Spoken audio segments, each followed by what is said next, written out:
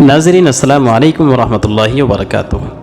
Episode 11 کے اندر آپ نے سنا تھا کہ علی بن سفیان نے ناجی کے قاصدوں کو پکڑ کر ناجی کا خط حاصل کر لیا تھا۔ ساتھ ہی خط میں حملے کی تاریخ آگے بڑھا دی گئی تھی اور شاہ فرینک کا جوابی خط بھی آ چکا تھا۔ نیز ناجی اور اس کے خاص لوگوں کو حراست میں لے لیا گیا تھا۔ آئیے اب ہم ایپیسوڈ 12 شروع کرتے ہیں۔ صلاح الدین ایوبی نے اپنی فوج کو ان مقامات پر چھپا دیا جن مقامات سے صلیبیوں کی فوج آنے والی تھی۔ چونکہ صلیبی فوجیں پانی کے جہاز سے ہی آ سکتی تھی، اس لیے صلاح الدین ایوبی نے اپنی بری اور بحری فوج کو تیار کر دیا۔ ادھر وقت مقررہ پر سوڈانی فوج نے بغاوت کی، لیکن کیونکہ سوڈانیوں کو اپنا کمانڈر نظر نہ آیا تو سوڈانیوں کے یہ بغاوت ناکام ہو کر رہ گئی۔ بغاوت کے بعد صلاح الدین ایوبی نے کمانڈر ناجی اور اس کے ساتھیوں کو پھانسی لگوا کر قتل کر ڈالا اور گمنام قبروں میں دفن کروا دیا تھا۔ مورخین نے لکھا ہے کہ خط میں دی ہوئی تاریخ کے عین مطابق فرینک، یونان اور روم کی فوجیں ایک کمان میں ہو کر نمودار ہوئی، یعنی آ پہنچی۔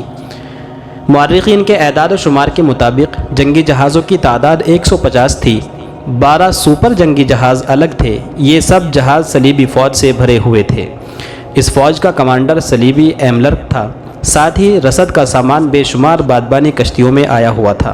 صلاح الدین ایوبی کی فوج پہلے سے حملے کے لیے تیار تھی۔ صلیبیوں کی فوج کا اندازہ لگانے کے لیے پہلے سے ہی صلاح الدین ایوبی کا ایک دستہ سمندر کی نگرانی کر رہا تھا۔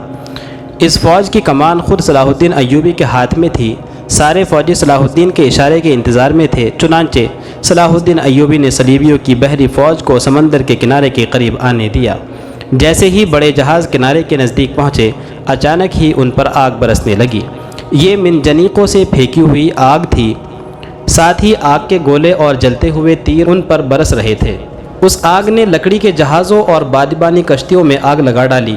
اب اس برستی ہوئی آگ سے بچنے کے لیے جیسے ہی یہ جہاز پیچھے کی طرف مڑے تو پیچھے سے آنے والے جہازوں سے ٹکرا گئے اور انہوں نے بھی آگ پکڑ لی اور وہ بھی جل کر خاک ہو گئے۔ بے شمار فوجی انہی جہازوں میں جل کر خاک ہو گئے۔ بہت سے سمندر میں کود کر ڈوب گئے۔ جو تیر کر کنارے کی طرف آ رہے تھے وہ ایوبی کی فوج کا نشانہ بن گئے۔ ادھر شاہ فرینک کی فوج پر مصیبت کا پہاڑ موت بن کر گر پڑا اور ادھر نور الدین زنگیر رحمۃ اللہ علیہ نے شاہ فرینک کی سلطنت پر حملہ کر دیا اور اپنی فتح کے جھنڈے بلند کر دیے۔ شاہ فرینک کو جب یہ خبر لگی کہ اس کے ملک پر حملہ ہو چکا ہے تو وہ کسی طرح سے جان بچا کر کے واپس لوٹا، مگر وہاں کی تو دنیا ہی بدل گئی تھی۔ روم کے سمندر میں صلیبی فوج کچھ جل گئی، کچھ ڈوب گئی، کچھ تیروں کا نشانہ بن کر ختم ہو چکی تھی۔ ادھر سلطنت بھی ختم ہو چکی تھی۔ صلیبی کمانڈر ایملرک بچ گیا تھا۔ اس نے ہتھیار ڈال کر بڑی رقم کے بدلے صلح کر لی تھی۔ 19 دسمبر سن 1169 عیسوی کو صلیبیوں نے اپنی ہار کی دستاویز پر دستخط کیے اور سلطنت سے دستبردار ہو گئے۔ بہت سے مورخین اور ماہرین نے صلاح الدین ایوبی کی اس فتح کا کریڈٹ اس کی انٹیلیجنس سروس یعنی علی بن سفیان کو دیا ہے۔ اس مکمل واقعے میں دو کردار یعنی زکوئی اور علی بن سفیان کا ذکر مراکش کے رہنے والے ہسٹری شیٹر اسد الاسدی نے اپنی کتابوں میں کیا ہے۔ تو ناظرین، یہ تو صلاح الدین ایوبی کی زندگی کے ابتدائی حالات تھے۔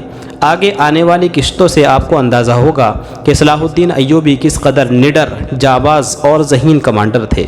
تو دیجیے ہمیں اجازت، ملتے ہیں پھر نئے ایپیسوڈ کے ساتھ۔ السلام علیکم ورحمۃ اللہ وبرکاتہ۔